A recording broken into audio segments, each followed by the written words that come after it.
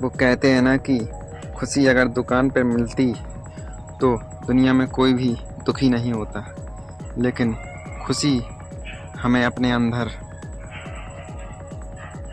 ढूंढनी पड़ती है, महसूस करके।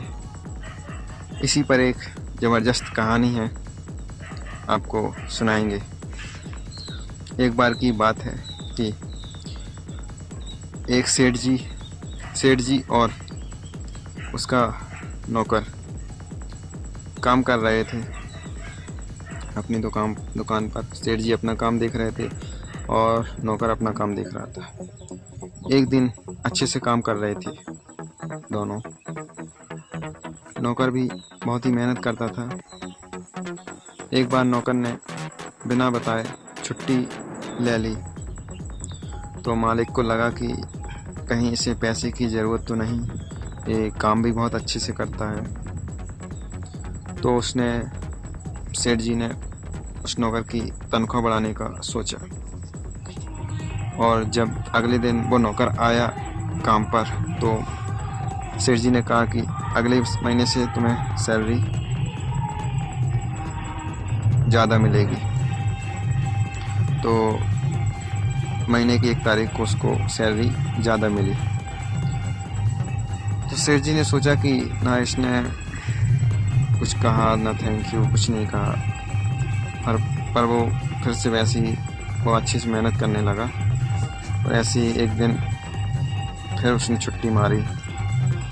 तो सेठ जी बहुत गुस्सा हुए कि एक तो मैंने इसकी तनख्वाह बढ़ा दी, फिर भी बिना बताए छुट्टी ले रहा है। तो उसने सोचा कि इसकी सैलरी घटा दी जाए, वैसे ही कर दी जाए जैसे थी। तो उसने जब आया अगले दिन, उसने कहा कि तुम्हारी सैलरी घटा दी गई है और जितनी तुम्हारी सैलरी पहले थी उतनी तुम्हारी होगी।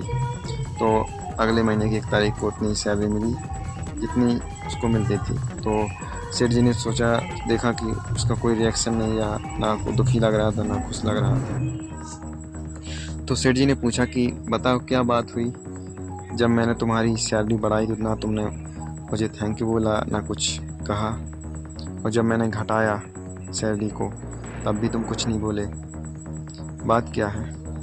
तो उस नौकर ने कहा कि जब आपने सैलरी बढ़ाई थी तो मेरे घर में लड़का हुआ था, तो मैंने सोचा कि एक लड़के उसी का लिए सैलरी बढ़ चुकी है, मतलब उसी का हिस्सा है। तो ना मैं खुश हुआ ना दुखी हुआ। और जब आपने घटाया तब मेरी माँ गुजर गई थी।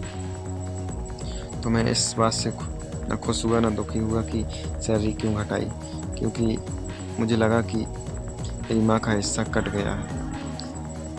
तो उस सेठ जी ने उस नौकर को अपने गले लगाया और कहा कि ऐसी बात है।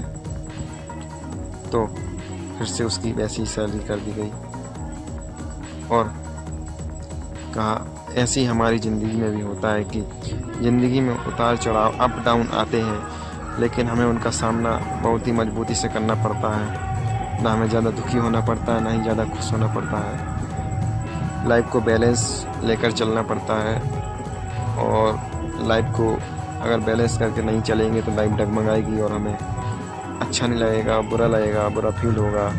इसलिए खुशी अपने अंदर है। हम जैसा महसूस करते हैं खुशी के लिए तो हमें खुशी होती है, और किसी चीज़ को लेकर दुखी होते तो दुखी महसूस होता है। मैं आपका दोस्त आदित्य नायक अलविदा लेता हूँ इस कहानी से। अगली कहानी जल्दी आएगी। धन्यवाद।